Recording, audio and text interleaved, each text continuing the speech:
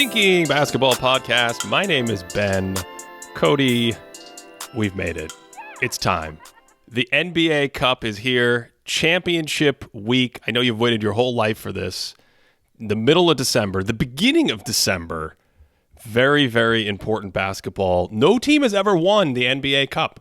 There's never been a winner of the in-season tournament. We will now crown one for the very first time. Today, we are going to have some fun and make some bracket predictions. Who does that in the NBA? Single elimination tournament coming up. We'll get to our predictions at some point. But before we do that, Cody, you have some things that you want to discuss. You have some things that are on your mind, that are on your chest, and we're gonna go on the couch or lay on the floor, whatever makes you cozy and comfortable, and we're gonna talk about this 26-part thread that was on Twitter last week about Luka Dončić being overrated. Actually, well before that thread, and we'll talk about that thread a little bit, maybe to get to some of these issues. But well before that thread, we have brought up and discussed over the years this weird thing going on with Luka's on-off data, where the Mavs don't actually look much better when he plays in the game than when he goes to the bench. And it's a very strange, atypical footprint for someone who was otherwise considered a bona fide superstar, no debate about it, all kinds of records, great passes, scoring, triple doubles, the whole thing. 2 years ago, the run to the conference finals. So are you ready to unload? Are you ready to unload your thoughts? Well, I think unload kind of frames this in a negative light, Ben, because I honestly am not planning on standing atop a pedestal and I'm gonna shake this Twitter thread like an apple tree ready to pour upon us some golden deliciouses so we can bake a pie. That's actually not what I'm gonna do. I want this conversation, Ben. I want to be vulnerable with you a little bit because I love it. I watch basketball. Right? I hope people that listen believe that, right? I don't just live in the spreadsheets. And when I watch basketball, Luka Dončić does really brilliant things, right? And I think back recently to that Thunder game. They went on a 30-0 run at one point. 30-0 run. They ended up losing the game. So let's ignore that for a second. But there was just they got to the point where the Thunder were just we need to double team Luka Dončić as soon as he crosses half court. And I'm pretty sure in the third quarter, I'm actually going to go back where the 30-0 run didn't happen to the third quarter, where I don't know if there was any possession that wasn't a pick and roll or an isolation, or he had to pass because he was double teamed. His ability to command that much defensive attention, to make Derek Lively look like an all-star offensive big man. I don't know. There's a lot of the things you watch when you're this is unbelievable. I don't know if I've ever seen this sort of visual manipulation in half-court passing. But then, like you said, there's a lot of weird, I don't know, we talked about it when we were talking about the possible GOATs episode. When you have somebody that doesn't have a signal, can you actually be that high level of a player if the statistical signal isn't there? So I want to be vulnerable, Ben. I want to have a back and forth with you and try and pinpoint exactly what my feelings are and what your feelings are about Luka Dončić. Yeah, I mean, I have some reservations and mixed feelings as well. By the way, do people think you're a spreadsheets guy? Do you get those messages a lot about just living in data?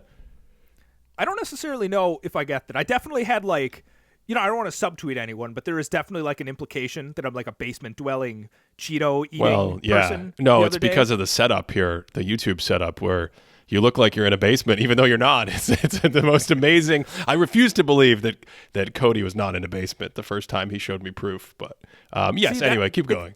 It's interesting that that's the part you took issue with. To me, it's Cheetos, that's really 2005. I'm a Doritos guy.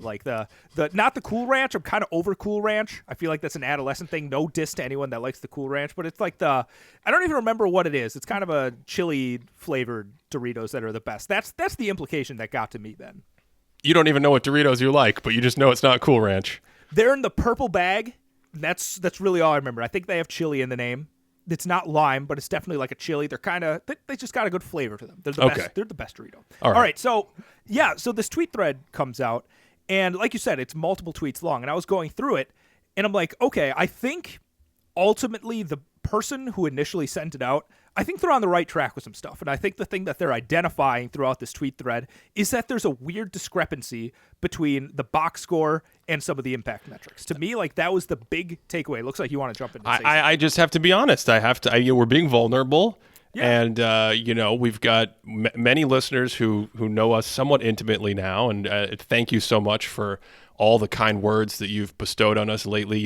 At the end of the year, you get the Spotify Wrapped thing, and you get to see all the people. It's amazing. It's amazing. All the love and support. So I have to be vulnerable about this, Cody. I thought you wrote the tweet. No. I thought that was your burner. And you were finally, you kept telling me I want to talk about this on the show, and I kept pushing you off, and you just went ahead and tweeted it and got 700,000 views or whatever Twitter statistics say that thing has been. So I just want to confirm that you did not tweet that, but we have bounced around these thoughts before, just in little one-off situations.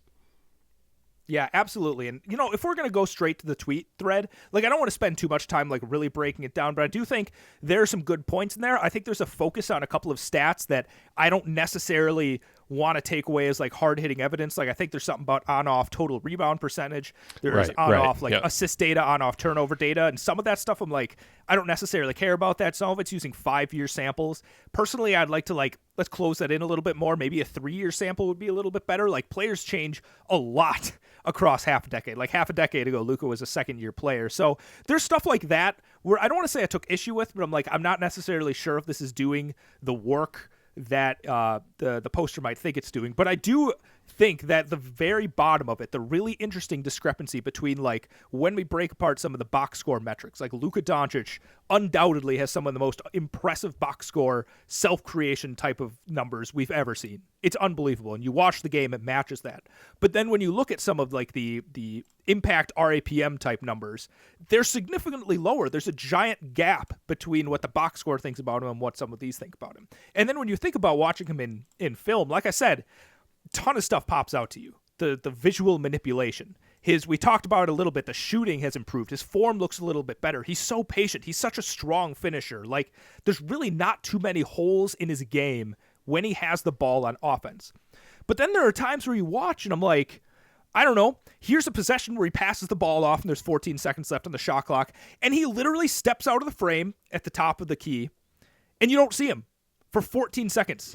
Like, the Mavericks are playing 4-on-4 at that point because he's just not doing anything there. You see somewhere he's trying to foul bait. Like, he flops a little bit shooting this three, and he doesn't get up and hustle back and somebody gets a leak out dunk. He makes a bad pass, somebody leaks out, and you can see him, like, putting his head down and pouting for a second, and that split second lets his guy leak out and get a wide open dunk.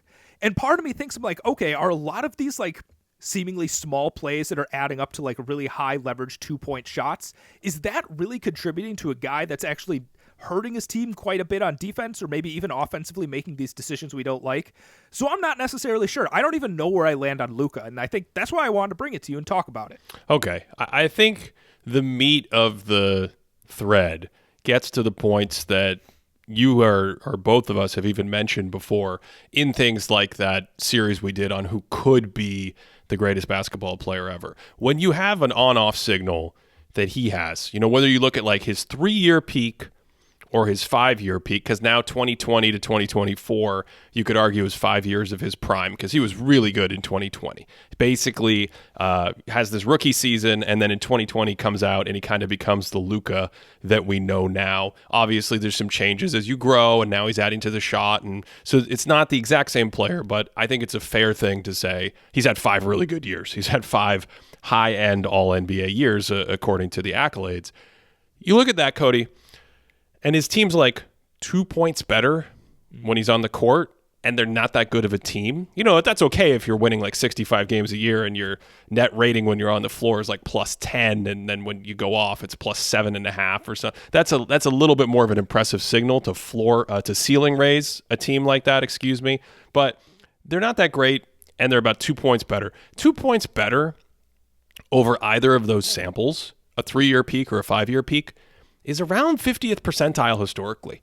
Over the summer, in a lot of the episodes we did, we talked about those numbers and the great players being +10 or +12, or, the all-time greats being like +15. So +2 is this weirdly small signal. Now, the biggest thing for me is he has a small sample in the playoffs, but he looks much better in that stat in the playoffs. And in the last couple of years, you might be seeing an uptick where you might see some +3s, +4s. Do we have a season where he gets a +6? And then maybe with some hindsight, we'll look back and we'll just say, the roster construction at the beginning of his career with all-star Jalen Brunson next to him and maybe Rick Carlisle when he was the coach and all these offensive concepts, it allowed him to play at a high level that we saw, and it allowed him to put up the big box score numbers that we saw.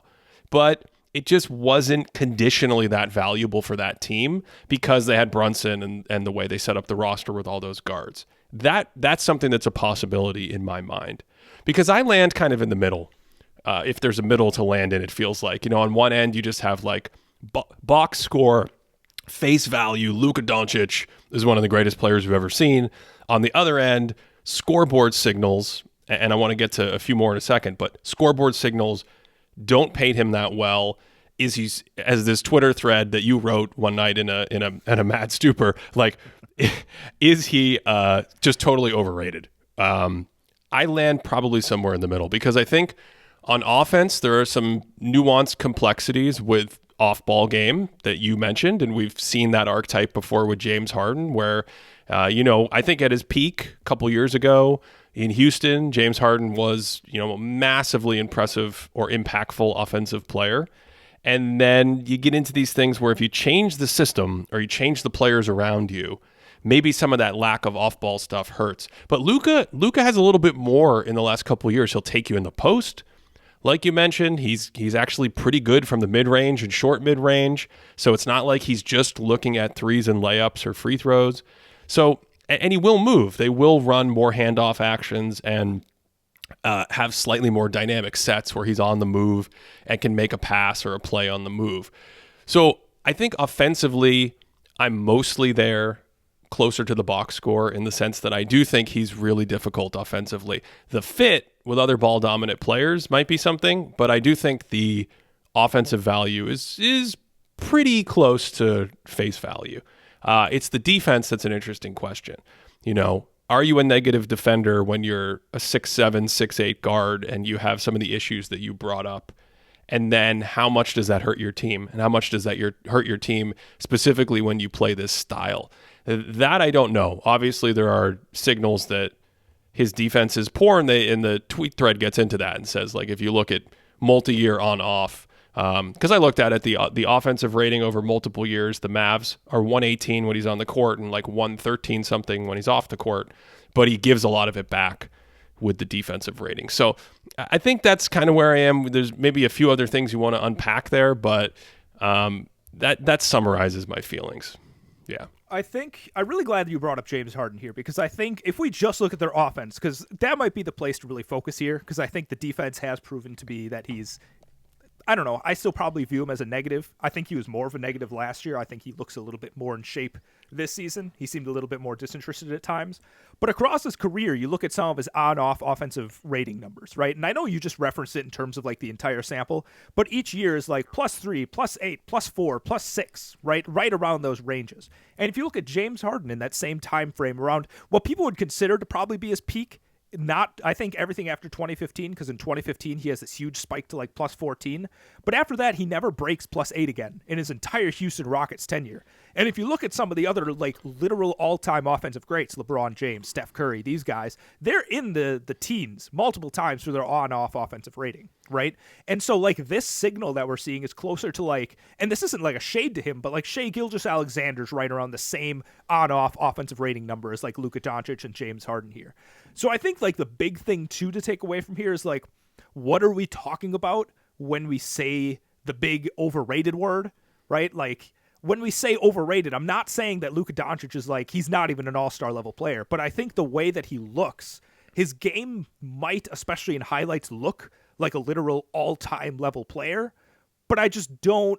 I think because of some of these numerical things and the defensive issues and the off-ball things, I just think he's a rung down, maybe like a weak MVP, high-level All-NBA, but probably like around that weak MVP level, which is still incredible. Like that still puts him like competing in like the top, I don't know, probably a top 10 player in the NBA. Like, I can't see him going much lower than that, probably like around 8, but I'm not going to do that right now. But I think, like, when you are at that level that we're talking about, dropping down even a couple spots is, I don't know. I think that's what I'm getting at when I say overrated in this sense. Right. Well, I think the tricky part or the weirdness is that we're really having this conversation talking about overrated relative to the box score or relative to the perception of some of these numbers. And as you said, it's not just like stat sheet. I live in a spreadsheet based. You can watch his highlights and watch his games, and he has these incredible moments and makes these incredible plays.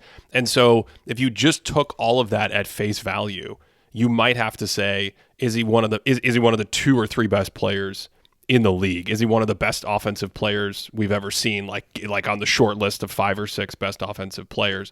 So the framing is really, and that's what the tweet actually got into at a certain point. It was saying, like, if you compare what he looks like in scoreboard-based metrics, the on-off and when he's in and out of the lineup, with or without you, wowie stats and things like that.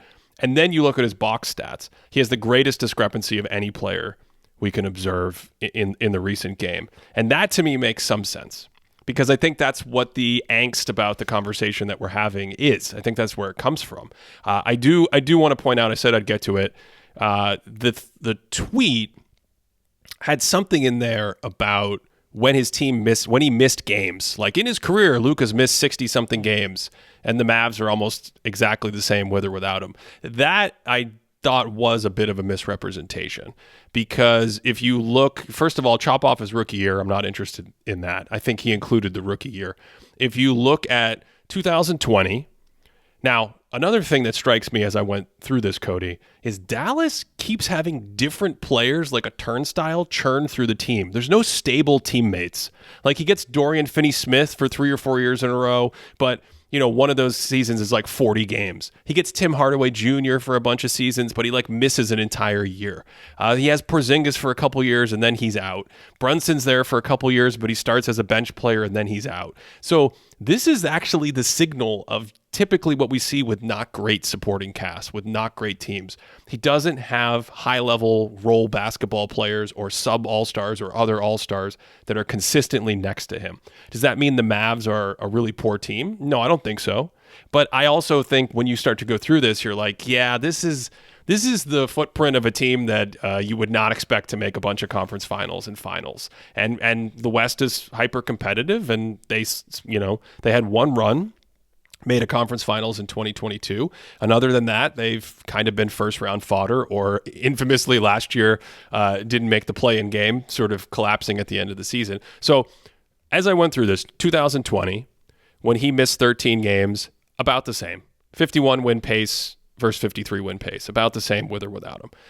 2021, he only misses 6 games, so a very small sample. And I'm always trying to control for the best teammates that are there, whether it's Porzingis or Brunson or Dorian Finney-Smith. When he missed those 6 games, they fell apart. They played at a 22 win pace, and with him, they were at a 52 win pace. The next year in 2022, when they make that run, he misses 17 games. This time, again, we're right back to no signal. So 51 win pace when he's out of the lineup, 52 win pace when he's in the lineup, and a lot of that is Brunson starting to be the all-star level point guard, takes the reins, his stats go up, things like that. 2023, last year, he missed 15 games. They played at a 34 win pace. When he played, they played at a 43 win pace. So now we're back at having a signal. So I wouldn't say that when you zoom out and you look at that, like, how is the team really doing when he's not in the lineup? It's no signal. It's not the greatest signal in the world. But over those 4 years, if you combine everything, which, by the way, mathematically, you can't really always do because the samples are kind of uneven, but I wanted to do it just to get a summary. 54 games out of the lineup, 39 win pace, 223 games in the lineup, 51 win pace. A lot of that is on offense. They have a +5 offense in the 223 games. In that sample, controlling for the only 2 players that he's really played with over those 4 years, Dorian Finney-Smith, who's now gone, and Tim Hardaway Jr. So just wanted to put a bow on that, because to me that kind of it almost sits exactly where I do, which is like there's something to the idea that he's not as great as his box score, but also, especially when you consider what we've seen in the playoffs, still pretty comfortable saying he's one of the best players in the league. So let me ask you this. Do you consider Luka Dončić to be an all-time level offensive player? I want to say yeah in spirit. Now, is that going to make my top 10 right now? I know over the summer we really talked about some of the all-time great offensive players. I think no, but I mean he's in that whatever that next tier is. I think I would have him in that next tier. So I want to say yes in the spirit of your question. Like I don't know if you can easily name 20 players who have peaked higher on offense. Okay. And I know we kind of just did this, but now I'm interested because I think this is the crux of it all, where I don't actually know where people are, so maybe I shouldn't be throwing around the overrated word quite as liberally as I have. But yeah, that's ultimately where I am with Luka. I do appreciate, who is it? It's NBA Stats, they're called, at Sports Mediocre. I appreciate the tweet thread because I do think that this individual was identifying an interesting statistical case. So I appreciate you providing some conversation fodder. Cody, are you ready to pick the first ever NBA Cup bracket? We've got the quarterfinals, the semifinals, the finals are coming up on Saturday night. So let's set the table. Tonight's game, this pod will come out slightly before the game, probably. So if you're listening right away, the game tonight, there will be a doubleheader. It's the Pacers and the Celtics in the East. That's the 2-3 matchup. And then it is the Kings and the Pelicans in the West, which is also the 2-3 matchup. And I'm excited about that one. I need a seatbelt to contain myself right now. And then on Tuesday, we have your Bucks and the Knicks. That's juicy. I know we want to talk about that in some detail in the second half of the show here. And then the Lakers and the Suns, which might be my favorite of all the opening round games. And one of those teams will win the first ever NBA Cup. So where would you like to begin? What game would you like to start with as we are we going to add this to our prediction board? We have a running prediction board that we're checking in on later in the season. Cody laid out the scoring, I think, in our most improved player episode. Is that we'll just to add this to the tally. Yeah. Okay. I don't have this written down somewhere. This is all going to be off the dome. I don't know how college analysts do it. I don't know how you pick people in like a single game. Yeah, and those games are only 40 minutes. At least the NBA, we have 48 minutes. Okay, so let's start with today's games, right? Okay. Let's do it in chronological order here. I love it. And I think to me, maybe not let's do chronological order. Ben. So let's do Pacers Celtics. Pacers Celtics. Kristaps Porzingis is not playing in this game tonight. I don't know if that changes anything for you because obviously we have the Pacers, Roadrunner, Meep, let's go, Indy 500.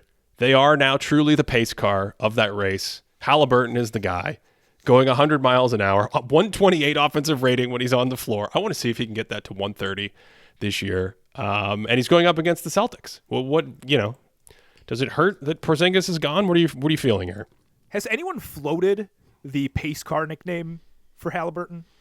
I called him that in the recent video we did on the Thinking Basketball YouTube channel. So I can't be Cody. I can't be the originator of all gauntlet level nicknames around the league.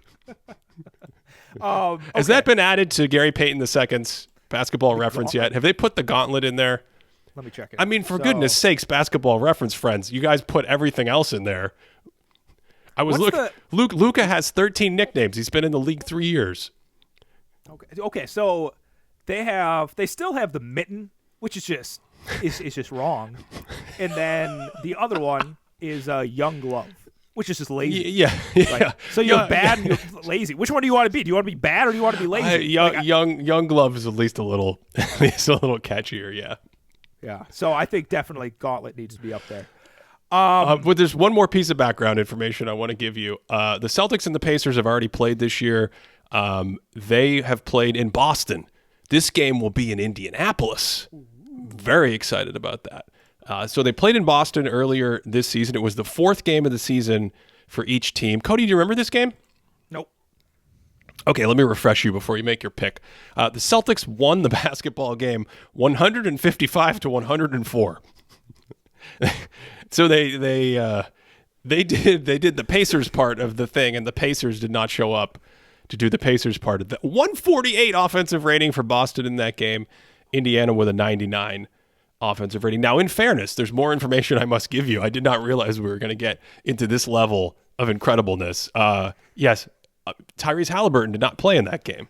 Oh, okay. Yeah. So, and they had a different starting lineup. It's going to be a different starting lineup. Buddy Hield came off the bench, so Aaron Nesmith came off the bench. So, are you taking the Pacers? Well, so if Halliburton had played in that game, I think the score would have been like 154 to 147 or something like that. I feel like this is like when the Magic played the Pacers, and I think that the Pacers kind of do struggle with these like buttoned up defensive teams. And I think the Celtics just have a team, even with Porzingis out. Honestly, Porzingis being out might be a boon to their matchup. Like, I think Porzingis is a great defensive player, but, when you have Jalen Smith popping out once in a while and Miles Turner popping out and hitting those threes, like, that's tough for Porzingis to cover that ground. And I think that, is Drew Holiday still playing? I thought he was out for a couple of games. I'm going to assume he's playing tonight. But, you have two guys that are really good at chasing around different guards. Jason Tatum's an incredible defensive player, and, they have the ability to be buttoned up on defense, and I think that at like a really basic level is what I'm going to be taking in this game. So I'm leaning Celtics in this. Hey, Drew Holiday's been back for a couple games, so I assume he will continue to play. No word there that he wouldn't play. How do you pick single elimination? I don't know. Maybe you're still going to have the normal amount of luck that you have in single elimination. What? I had an idea. Yes. The point on the podcast is the same as like the light bulb.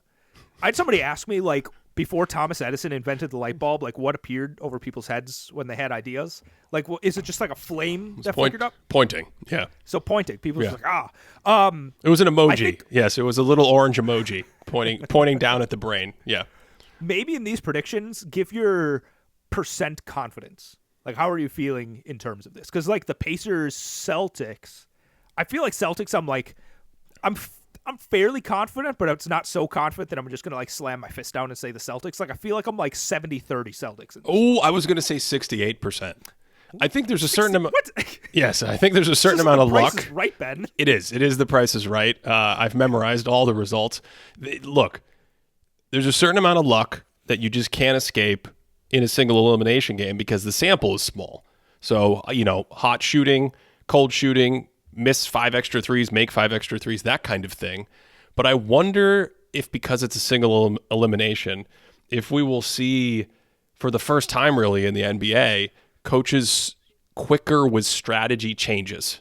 So in other words, in a playoff series, you do a lot of stuff in game 1, and then you may come back in game 2 and have a counter or change a coverage or change a lineup. I wonder if something happens in the first half that they don't like.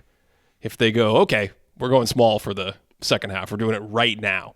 We're doing it at halftime. I don't know. There aren't a ton of like typical halftime adjustments, especially in a regular season. Halftime is a very leisure activity, contrary to the what you see in movies. It's very quick, and you do your shoot around. So I'm curious. So I'm not going to be able to go too high because of the single elimination uncertainty. But I'm with you. I kind of like the Celtics, even in a road environment. I kind of feel like that helps the Celtics. But what if the Pacers, what if they have a great crowd? What if they have a great basketball crowd there? Well, I think there is always the chance that the Pacers just like score 170 points because they just make 33s or something like that. But I think the adjustment, I don't even want to say adjustment because it hasn't happened yet. The schematic idea that I would like for them to go into. I want to see this tried out because we talked about this a little bit when we were talking about pace, maybe an episode or two ago. And we were talking about the fact that the Pacers push the pace, but then like the Magic and other defensive teams who are limiting pace by extending out their defense. And I'd be interested to see if the Celtics kind of experiment with like I would like to see some, I'm not talking like hardcore full court high school hoops basketball pressure, but I would like to see a little bit of like full court. I'm going to be in you a little bit. Like by the time you cross half court, let's say there's 19 seconds on the shot clock instead of being like 22 seconds on the shot clock when the Pacers usually cross the half court. So that's going to be something that I'm watching for is, are the Celtics going to try and deploy some kind of full court, three-quarter court pressure? I'm going to take the Celtics, 68%.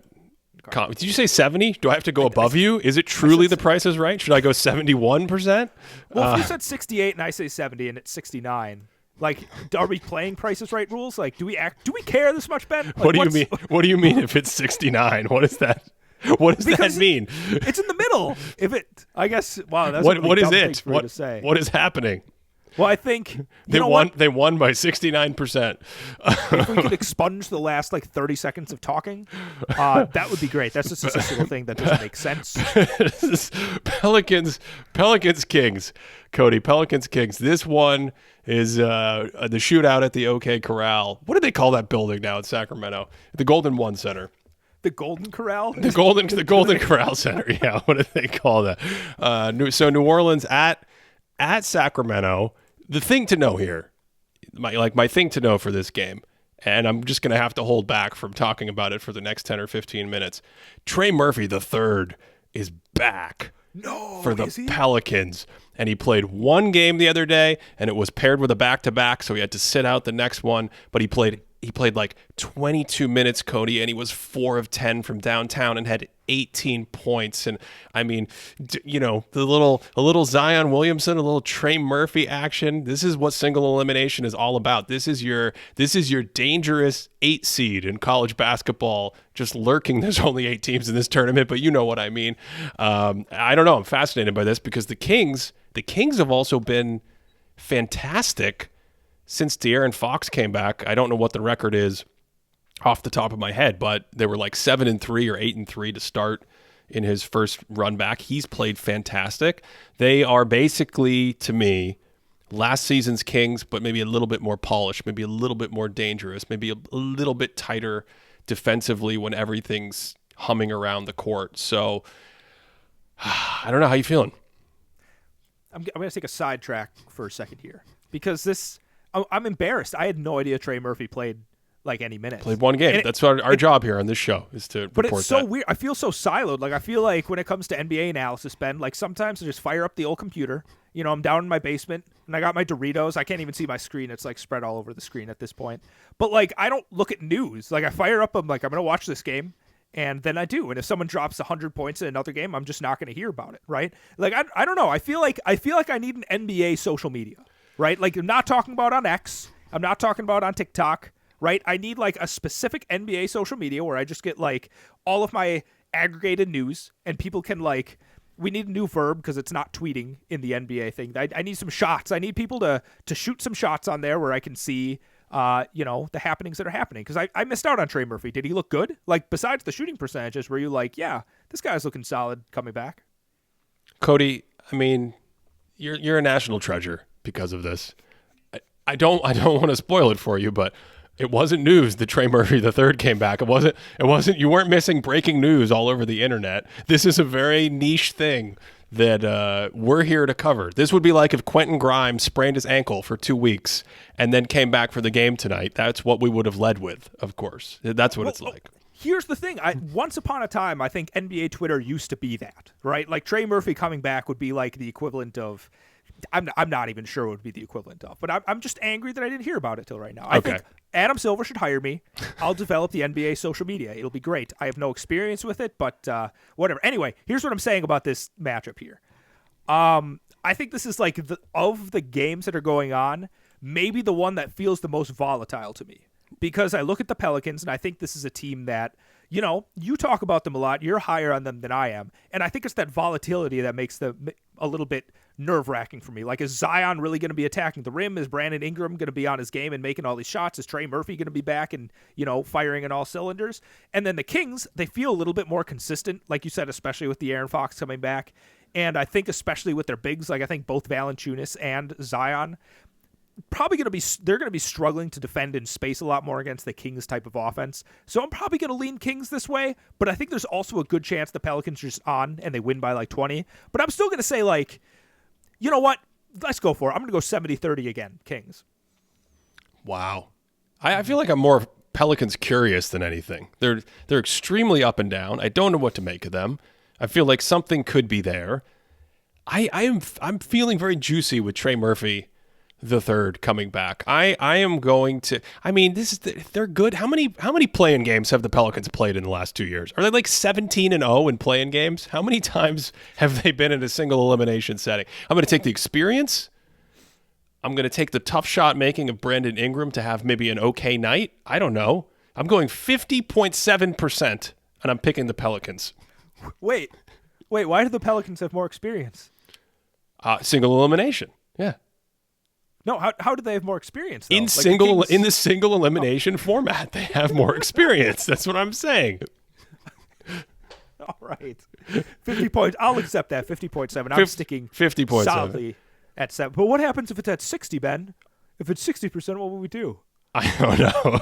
I hope someone's writing this down. Who did you pick in the first game? The Celtics? Yeah, Celtics. Okay. And this game we're disagreeing. Yes. Okay. Disagreeing. Pelicans 50.7%. That's going to be the final score. And you said 70-30 again. I said 70-30. 70-30. Okay. Let's jump to the Tuesday games. Yep. The other set of quarterfinals. Let's stay out west. Suns and Lakers. Yep. I think this is my favorite. Man, those West games are really fun. This one might be the most interesting. If I'm Pelicans curious, then I'm sort of what's a word with I'm Lakers disturbed. That's what I am. I am Lakers disturbed. Like are they better? Can they be better? Do they need a guard to change? Is Austin Reeves coming back? Is the defense actually going to be really good? Are they a middling team? I don't know. And then Phoenix, those two guys in Phoenix, Booker and Durant. Oh man. Mm-hmm. And then we go to the single elimination thing again. I mean, if they're cooking and their shot is on and they're getting to their spots, I'm actually just kind of fascinated to see what happens in terms of how the Lakers start to defend Phoenix if they struggle to stop them in the opening parts of this game. Do they make adjustments? Do they just say Josh Okogie, Yusuf Nurkic, 23s for the rest of the game? You can have whatever. We're double teaming Booker and Durant and not guarding anyone else. I'm kind of fascinated to see what happens in this game. I'm a big Josh Okogie fan, by the way. That dude absolutely goes. When we have our motor talk at the end of the year, he's going to be brought up. So so just to be clear, Josh Okogie, your favorite skill is that he runs. A lot. Yeah. That's a skill, man, and he's got it. We were just talking about Luka, and he has an anti-motor, but Josh Okogie's out there just grabbing all of the rebounds. Man, this is a really tough one. Also, I do want to call out that you're just clearly pandering to big Durant LeBron viewership. ESPN's apparently feeding into your pocketbook now, so good for you. Has anyone said pocketbook in 30 years? Just aging myself on this one. I think I'm leaning the Suns on this because when I think about the Lakers, Anthony Davis, we talked about a good amount. The defensive improvement that we see happens a lot more in the playoffs, but it's he still showcases a lot of defensive brilliance in the regular season, right?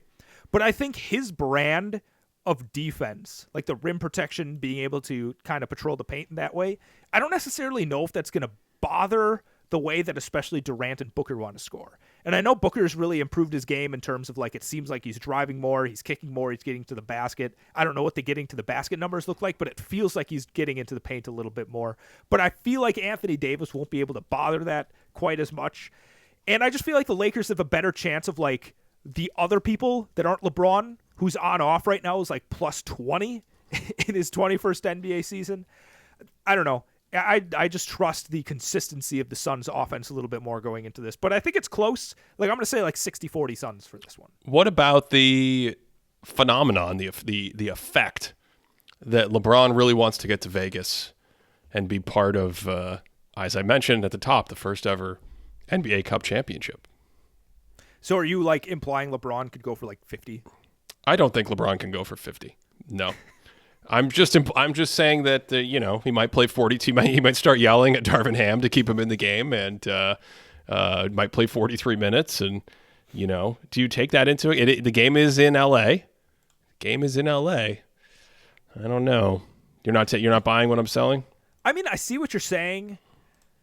I just don't trust the rest of the team. These were my reservations early on in the season. They just don't have a ton of creators out there. But then again, it's not like the Suns are man, I don't know. I still think I'm sticking with what I said. I just don't trust everyone else. I know Austin Reeves has looked better than he did the first couple games of the season, but I don't know. I just don't trust everyone else as a creator for this matchup. Okay, so your Suns 60-40. That's what you're on the books for? Yep, Suns 60-40. Okay. I am going to go with the Suns as well. Okay. And I think I'm going to go 62%. 62%. 62%. Yeah. All right, one game left. What happens if it's 61? One game. Cody's a real idiot.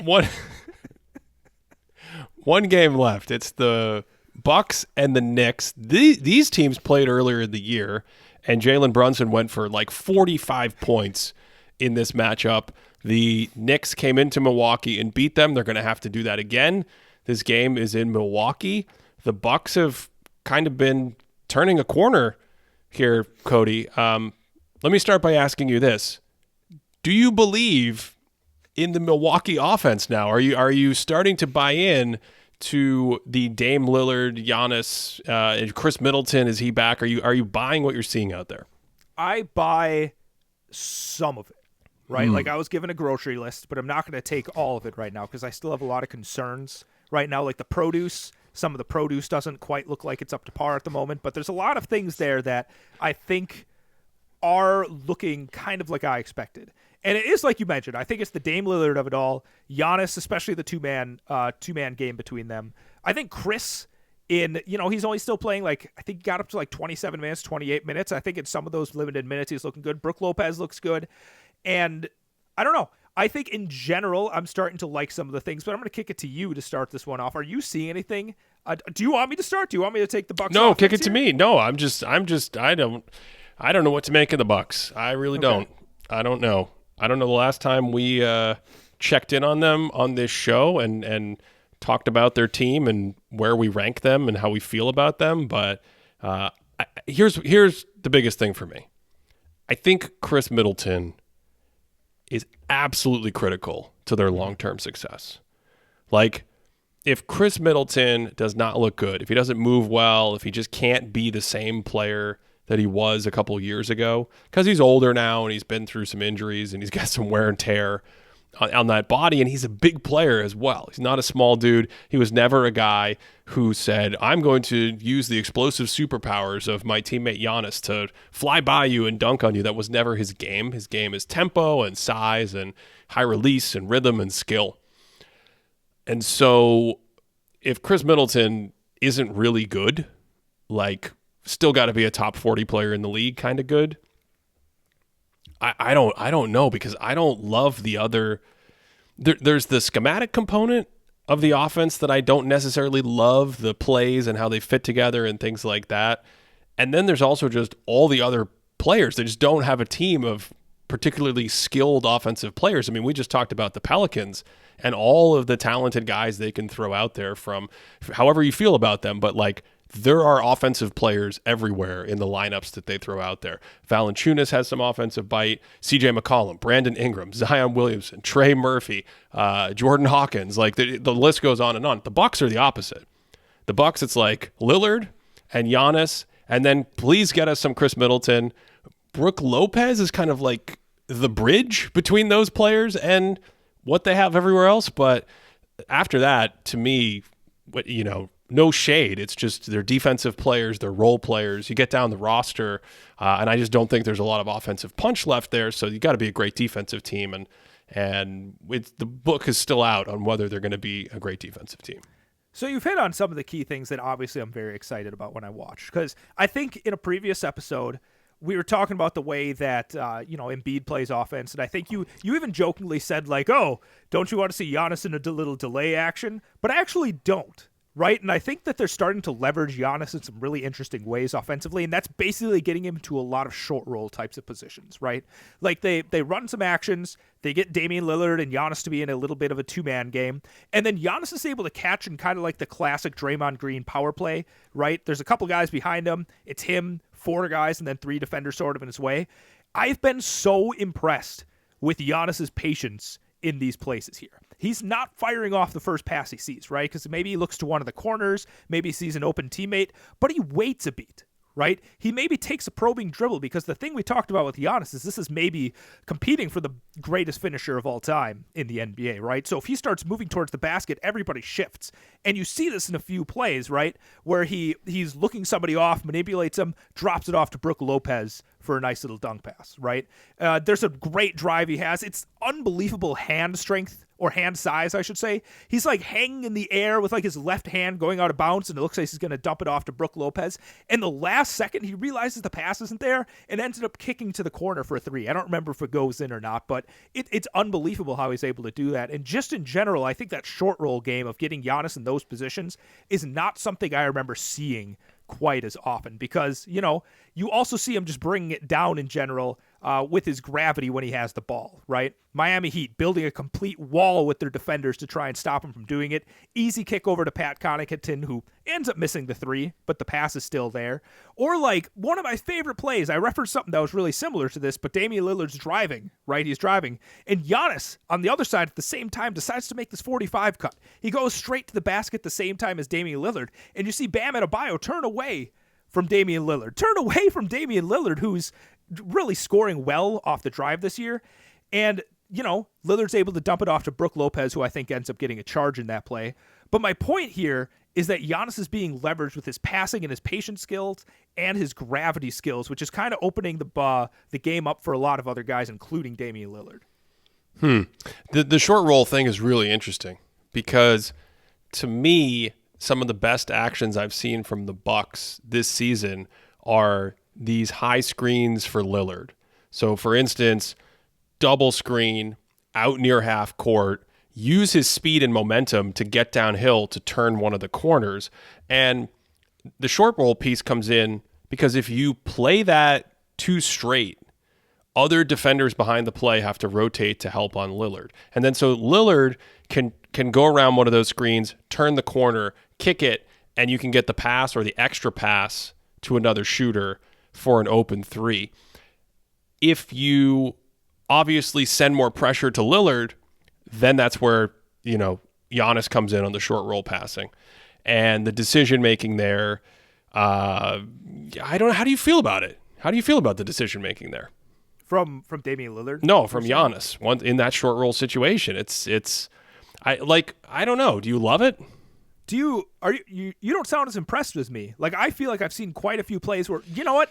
Here's the thing. We talked about a couple episodes ago where he like leads the league in travels per 100 possessions. So, of course, those kinds of things happen. He definitely leads the league in like, I'm just going to throw my shoulder at you and hope that I get the foul call in my favor. But usually it's probably an offensive foul. Yeah, that happens a lot. But like I said, it looks like he's manipulating a little bit more before his passes. And I don't know. It just seems like he's a little bit more patient than I remember seeing. And I've been impressed relative to what I've seen from Giannis in the past. Okay. That's fair. I think off ball, I still struggle with what to do to him, what to do with him if he's not involved in the action. So they run like Lopez Lillard pick and roll, and then he's off ball. And then you can either ignore him as a shooter in those situations, or he's not great. You know, you swing it to him and like, what's going to happen? He's going to drive into a wall, or, you know, I just don't love him being off ball in those situations. I think he should be part of the screening action almost every time. And then the other question for me right now with them is like, is Dame Lillard just older? Are we seeing a situation that isn't offensively as ideal as what he had in Portland? Because as good as Dame Lillard is, he doesn't look like he quite has the same bite as he has in past seasons when he's been, up there with, at least statistically, some of the absolute best players in the league. I think that's my other question as I think about Milwaukee and how the whole thing fits. So there are some team level numbers that make me a little bit more confident about it, right? Actually, let's talk about Dame Lillard for a second, because if you look at every team, this is from the thinkingbasketball.net database, you look at every player, I should say, that has over 10 drives per 75 possessions. You sort them by their true shooting percentage on drives. Out of all, I think it's out of 69 players that have over 10 drives per 75, Lillard is fourth in the league in true shooting percentage on drives. And then the only three players above him, you have LeBron James, you have Tyrese Halliburton, and you have his teammate, Giannis Antetokounmpo, right? So I think when you see like that sort of explosiveness, it still pops off for me. He's still really slippery with his drives. He's still really good at getting that cadence down. He's been showing off the left hand with some of his finishes a lot more. I've been impressed with Lillard's driving game, I should say. I think it's a lot of like the pull-up shooting game that's been like really off, and I don't necessarily know what would be the reason for that. But if you look at the team level data, then the Bucks are first in the league in rim field goal percentage. As a team, and this is from what I was checking, I think it was maybe yesterday, they're shooting 72% at the rim. All right, that's the best in the league. When you look at just the times when Damian Lillard and Giannis are on the court together, that goes up to 76%, right? So whatever we might be seeing with like the explosiveness with Damian Lillard and whatever else, it's producing these high-level shots. Furthermore, when they get downhill, they're really good at stationing their shooters at the corners. They're sixth in the league in quarter three-point percentage. I should say a percentage of their shots coming from the corner. And in the Giannis alone minutes, they'd be third in the league. Right? So they're really good at getting downhill and getting these open shots. They're getting corner threes. They're getting good, efficient shots at the rim. And stuff like that, when I see that, I'm like, oh, this is going to be an effective, scary team to try and stop with these two guys that are both great at that skill. So you're picking the Knicks? No.